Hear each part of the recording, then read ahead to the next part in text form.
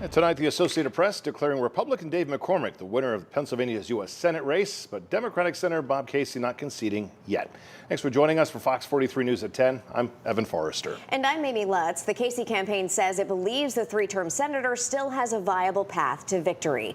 Fox 43's James Corrigan has been covering the race throughout the week and is with us now to break everything down. James. Well, Amy, this has become the closest race in the country when it comes to statewide races, and it may still come down to the wire. The AP declaring Dave McCormick the winner, and shortly thereafter, Commonwealth Secretary Al Schmidt releasing an update saying that at least 100,000 votes still need to be counted. Ballots still need to be adjudicated, rather. The Casey campaign says that it will wait until every eligible vote is counted and that they believe they'll still end this race on top. Now, here is where things stand. Dave McCormick currently leads Casey by roughly 31,000 votes, half a percentage point. It's essentially unchanged from where we started today, but there are still plenty of votes or ballots to come.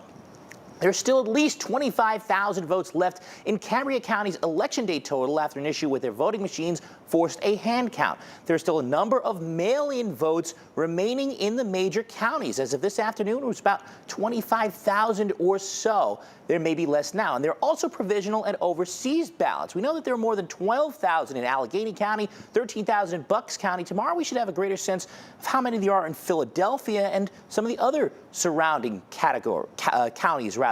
A statement today from the Bob Casey campaign. Casey himself saying, quote, "I have dedicated my life to making sure Pennsylvanians' voices are heard, whether it's on the floor of the Senate or in a free and fair election. It's been made clear there are more than 100,000 votes still to be counted. Pennsylvania is where our democratic process was born. We must allow that process to play out and ensure that every vote that is eligible to be counted will be counted. That is what Pennsylvania deserves." It should be noted that in 2022, John Fetterman won 76% of provisional ballots that year against Dr. Oz. That figure from Philadelphia and Montgomery County could loom very large in determining whether Senator Casey has a viable path to winning. He will likely have a path to an automatic recount regardless, as that takes place when the margin is under half a percentage point. Should be well under that mark when it's said and done. Now, with McCormick ahead and with former President Donald Trump having already won Pennsylvania, of course, this leaves questions about how this shift towards the Republicans happened. Certainly does, Amy. The postmortem has begun here in Pennsylvania. The margin for Trump's win both here and nationwide higher than what was expected from most of the polls. And one of Pennsylvania's leading pollsters today told me why. I don't think anybody really predicting a shutout in the 7 battleground states. Jim Lee is the CEO of Susquehanna Polling and Research, which surveyed several states, including Pennsylvania, this year.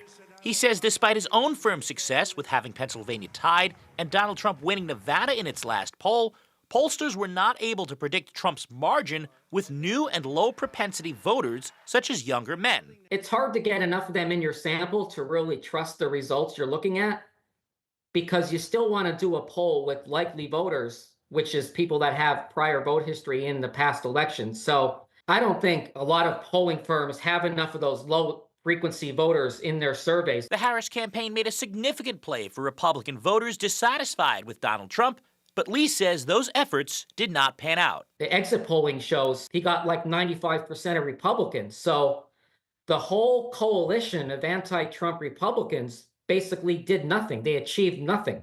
Lee says the lower turnout for this election compared to 4 years ago suggests this was less about traditional campaigning such as door knocking and more about the issues themselves and voters' dissatisfaction with the economy. It's the issues that drove people to the polls. It wasn't the phone call they got from their neighbor or the GOTV mailer they got from their state party. Now, Lee says Trump's overperformance with many of the demographics has to do with the unpopularity of President Joe Biden and Vice President Kamala Harris's inability to separate herself from him. The polling did capture Trump's gains with minority groups, which did come to fruition in the results from Tuesday. All right, James Corrigan reporting tonight. Thanks.